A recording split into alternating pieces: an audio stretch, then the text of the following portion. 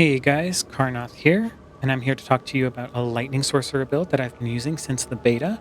I find it flows really well, it does enough damage and has enough survivability to last me all the way until 72. I've used it as leveling, as well as just continuing to use it in Torment difficulties, so I like it. I find it enjoyable to use Chain Lightning and Unstable Currents and pick up tons of Crackling Orbs, stun everything. It's kind of what you'll be doing here is leveraging those things. Without further ado, I'll get right into the build. So the first thing with the skills, I'll go over them as we were kind of leveling and show you which ones to get as you're going through this. Now, I started with Spark, and you could start with Arc Lash. Doesn't matter. In fact, you could start with anything as long as it works for you. But in the end, I've ended up with Spark and having that 3% chance to form a Crackling Energy. I would say Glinting Spark is better for leveling up than this one because you won't need a lot of Crackling Energy until you start getting more passives that actually benefit you and you can produce even more Crackling Energy. So that would be my suggestion. These two skills are for later, and I will tell you right now, I just use them for enchantments. One, this Firebolt one, I feel is amazing because it gives you always are burning enemies. So whenever you attack, you burn an enemy as long as it's direct damage. And it helps with increasing your damage reduction from burning enemies as well as increased damage to burning enemies. I use this to chill enemies. That will give us a crowd control on the enemies as well as chill effects, so we can utilize those things in our Paragon board if we wanted to, or our equipment. So those are the two I run with. I feel out of both of them, it's up to you, but I definitely love this Firebolt enchantment more than the chilled one.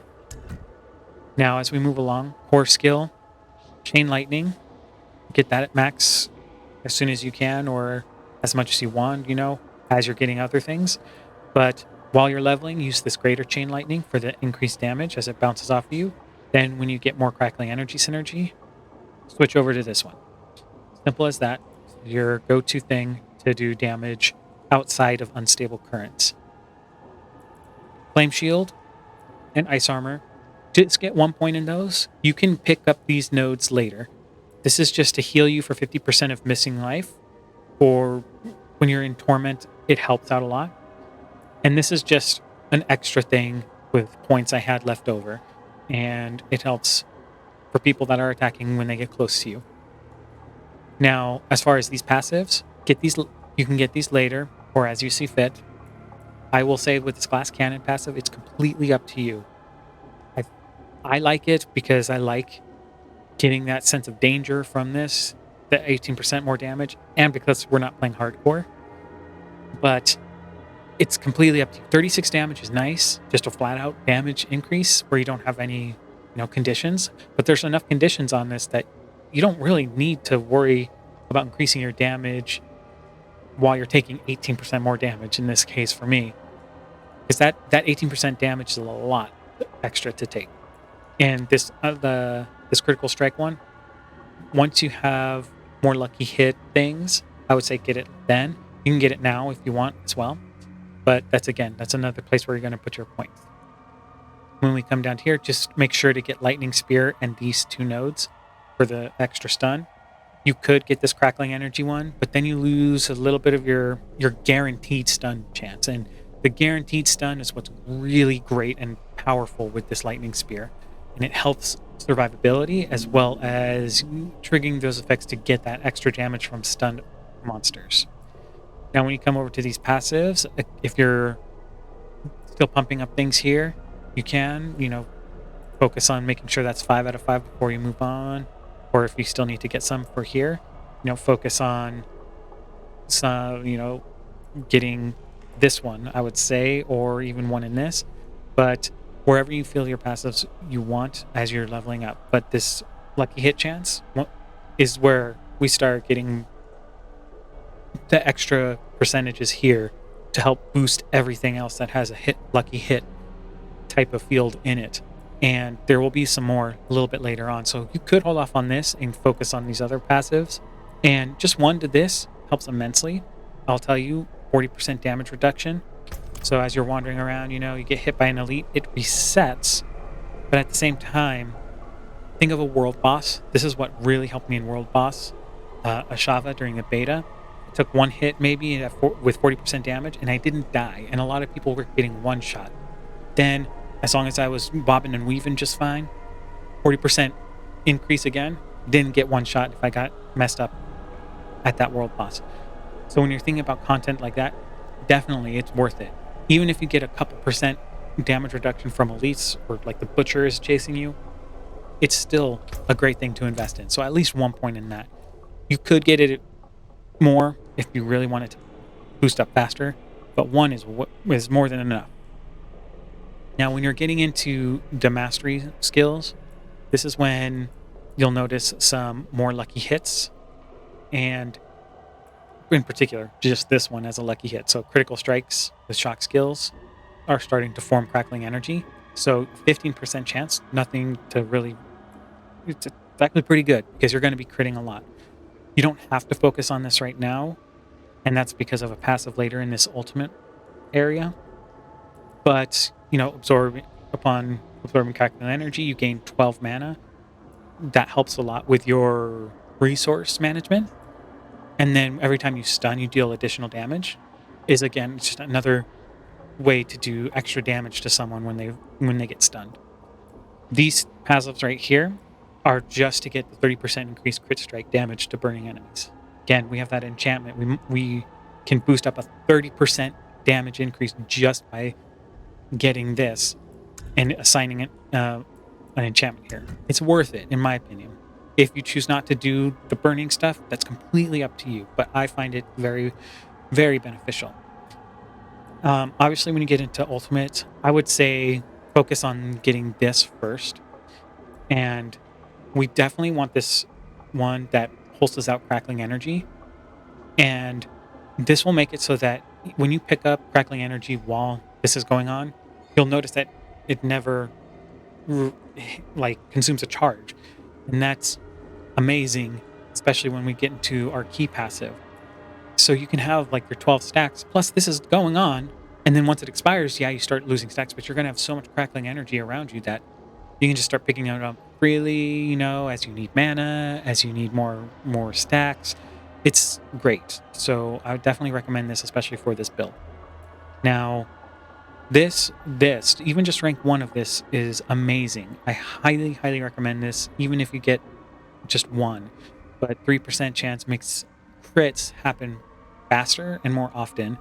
So again, it's going to guarantee you one eventually. Even at 1% with the gear I had at the time, I was getting like 10 to 15 stacks on this. I think I saw one in a rare case where I got 20, but at 1%, mind you. So that was only a 20% increase. But even by then, 10 to 15 stacks at 1% meant I was getting critical hitting by the 11th hit, by the 16th hit. So that's really good. Just seeing as how many hits lightning does, it's very good. This is her survivability, 15% less damage, and that's going to be constantly on because of how many crits we're getting. And then the extra 9% stun chance, amazing, because now everything can stun, and that bar for the boss stagger fills up a lot faster. I probably should have invested more in this, but the movement speed you'll probably have again all the time. So 9% movement speed, that could be good if you like mobility. I put 1 in it for the extra point I had, and I was thinking that this would actually have been more valuable had I been leveling up. But yes, when we get to our key passive, I've chosen Overflowing Energy. Crackling Energy hits 1 more enemy, which is great to clear out mobs of enemies. But their shock skill cooldowns are reduced by 0.1 and 0.25 seconds every time it hits an enemy. I will tell you that I was averaging anywhere from when I first had got this and had some crackling energy going crazy with everything while I was in Unstable Currents, which mind you has a 70-second cooldown. By the time it's over, you have 60 seconds left before you can use it again. So 60-second downtime. That 60 seconds had an additional 10 to 20 second cooldown reduction when I was first starting out. I haven't followed it anymore, but 10 to 20 seconds extra cooldown off of this is amazing. So if you look at Lightning Spear, you could throw that out. That has a cooldown of 20 seconds. Throw that out, pop unstable currents, start doing your thing. Your Lightning Spear is going to be back again. This would also argue that if you would prefer a defensive passive over, ice armor or something and wanted to do teleport, you would have your teleport up a lot more often. So that could be something that you would want to look into as well. I didn't want to do teleport. Instead, I just went for what I had here because I like those ones. But that is an option there. So that is it for the build. Again, these, as you're leveling up, the more, say you get this one, you now have a crit chance happening a lot more often. This becomes more valuable, right? So once you get 1 point in this all of a sudden becomes a lot more worth it, you know? So you're going to be a lot more crackling energy is going to be dropping. So then you go, okay, now I can do this one where I get more mana, Even just 1 point of that is going to make that so much better. I would say like when you're hitting tier 3 level, when you're getting into tier 3, world tier 3, this becomes much better just because that difficulty increase helps when you have 15% less damage done to you. So that definitely will help out. So that's kind of the skill tree around that, and that's kind of like how it builds out for this one. So then we can talk about the Paragon tree. I've obviously not optimized it. I'm only level 72, so I have a lot more to add to it. But I'll give you some pointers as far as what I've seen and what I have done. So first thing is there is a glyph for Crackling Energy. I definitely recommend putting that in there at some point. It's up to you whether you want to do that earlier or not. Because it may not be your first one. Now, I did this one. Enchanter is not necessarily the best node. However, it was what I had when I first started the Paragon board and I started leveling up, and I kind of just wanted to go with it. So I get extra non-physical damage. However, definitely go for this one, this charged one, just for that extra crackling energy damage, probably in this board. But the only legendary node that I have gotten so far is the Ceaseless Conduit, and you have a 25% chance that a charge doesn't trigger with crackling energy, and you get more crackling energy damage. And you can see with this tree, you have, again, more crackling energy damage, more crackling energy damage. You'll see that dexterity is actually, with a lightning build, dexterity is actually your secondary stat that you really need to focus on. See, I have almost there to get these dexterity nodes.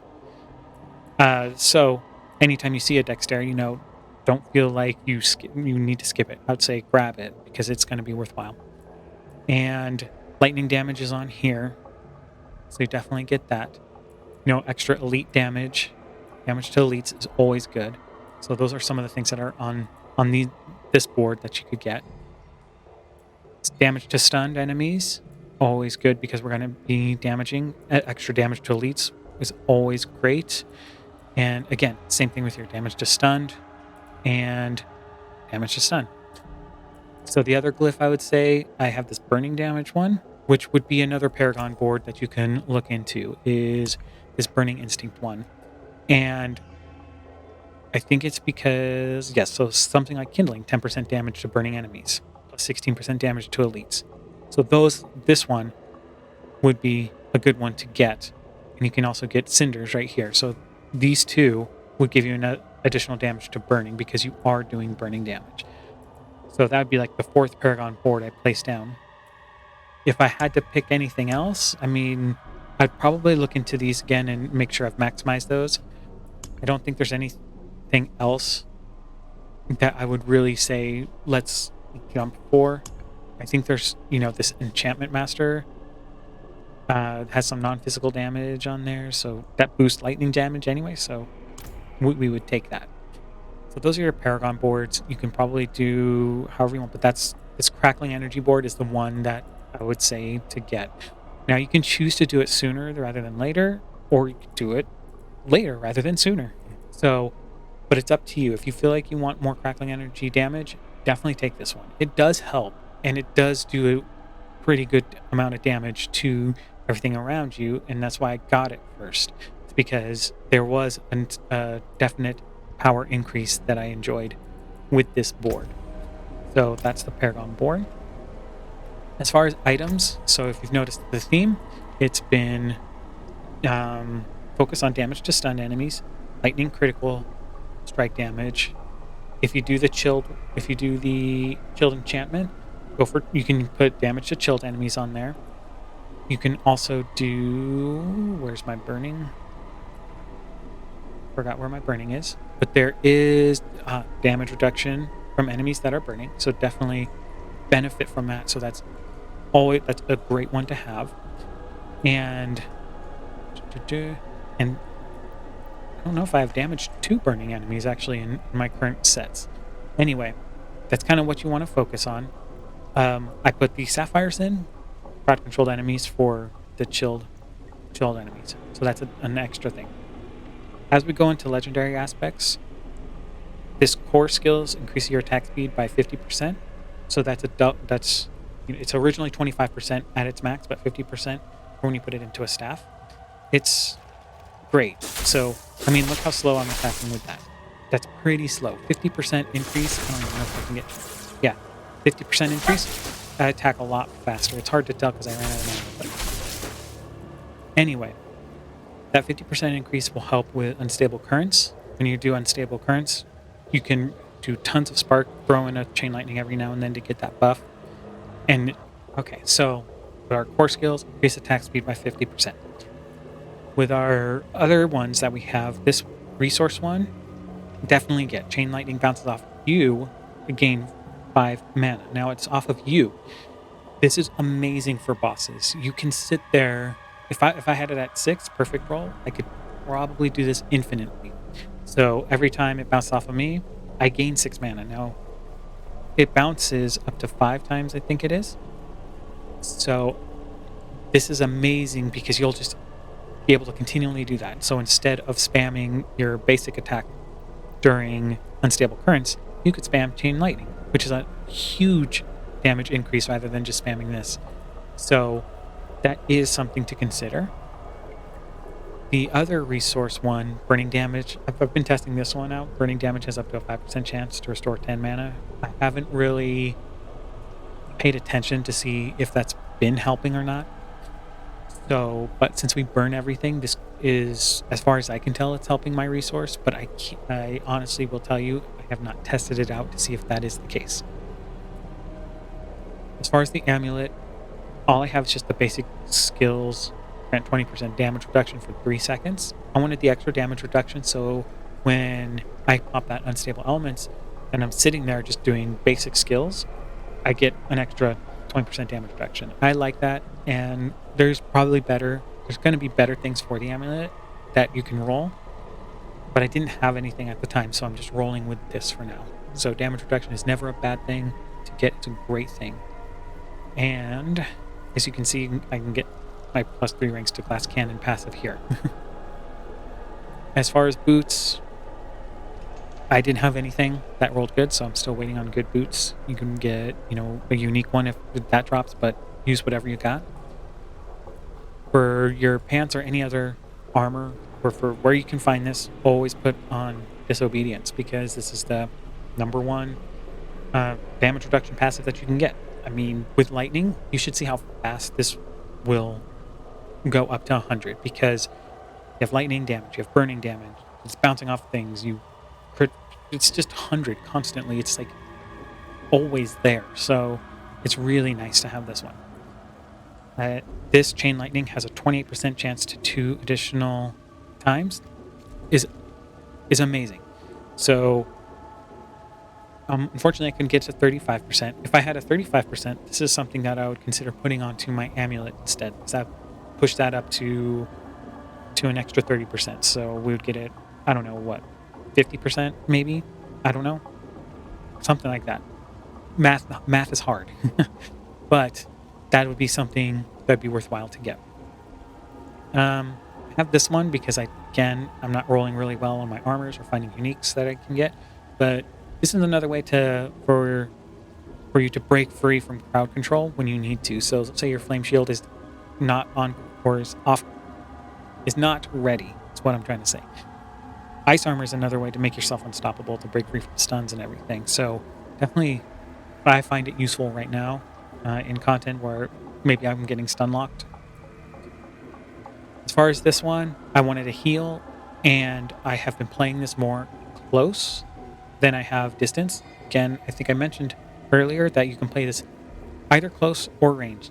It's up to you, but because we have flexibility with the burning damage reduction from close enemies, or other things that can occur with enemies close, either way works. It depends on how you want to play this. I play this kind of, cavalier, I guess you could say, and charge in and go pew pew pew pew pew pew pew pew, and then I have fun. But again, once I find something better, then I will do that. So those are the legendary aspects, and this is kind of where I'm at right now. And this is the build. So with that, I will kind of go through this and show you. I'll do some of this dungeon here, and I'll show you kind of how I go through it. So one thing with this build is as you can see, destructible environments. If you destroy them, if they were supposed to get a crit, you can get Crackling Energy for them.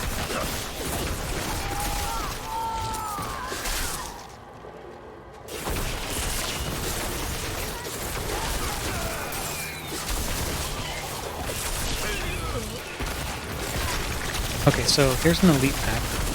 I threw out Lightning Spear, and it does its job. It stuns, see? And I can rotate between Spark and just doing Chain Lightning there. And I was half paying attention to that, and I still did decent. Probably not the best because you saw how much I got hurt.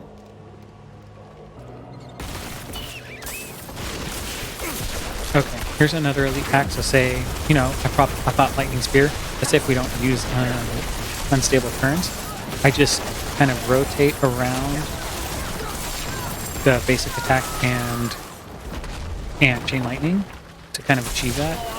And if I need to see how I got close into the fray, grabbing my Crackling Energy, that's kind of what I mean about it being either a close or a distance. That's why I kind of prefer close, because you go around picking up your Crackling Energy as you're fighting.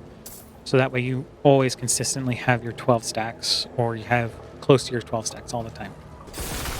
So I've been going through this dungeon, and as I'm fighting this elite right here, I don't even think I've needed to use my unstable turns once. And I could use it because we have that extra cooldown. We could get it back really fast. Okay, here's an example. So we'll pop this, and we'll make sure that, and see, like, things melt. I couldn't even get it I couldn't get all my Crackling Energy synergy out of it. So that ended at 54 seconds.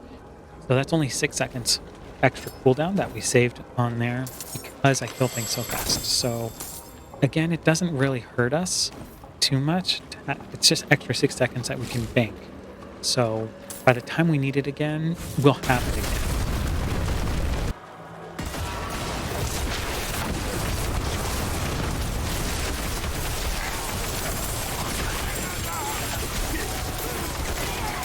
So, as you can see, that elite pack, I didn't even need unstable elements.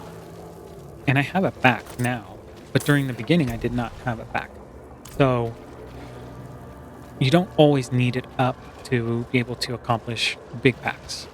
But it does help a lot to whittle things down.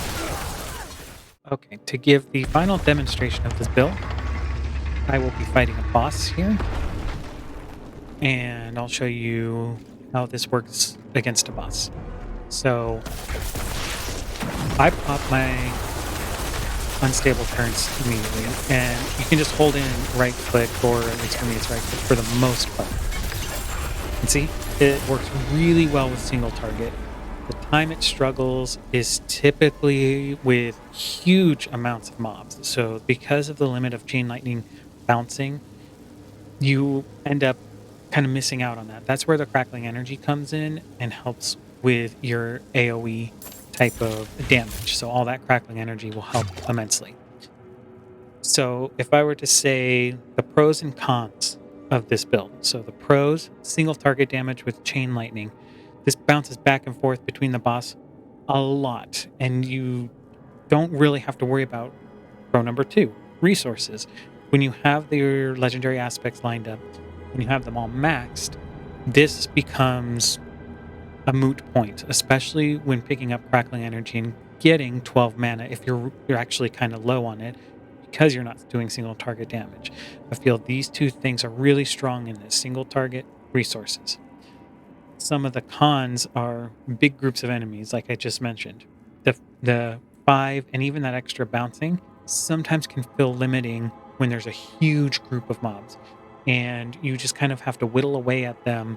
You'll notice a lot falling off and some still surviving. So being able to get into the fray helps a lot. This means that things like those extra aura defense guys are hard to target. You have to get in there and make sure that your chain lightning is bouncing off of them, or else those packs die a lot slower. So that brings us to con number two is targeting a single mob in a group of mobs. Because crackling energy just goes to the nearest enemy and chain lightning bounces off of the first one, it goes to other enemies. Trying to target a single mob out of all of that is very difficult.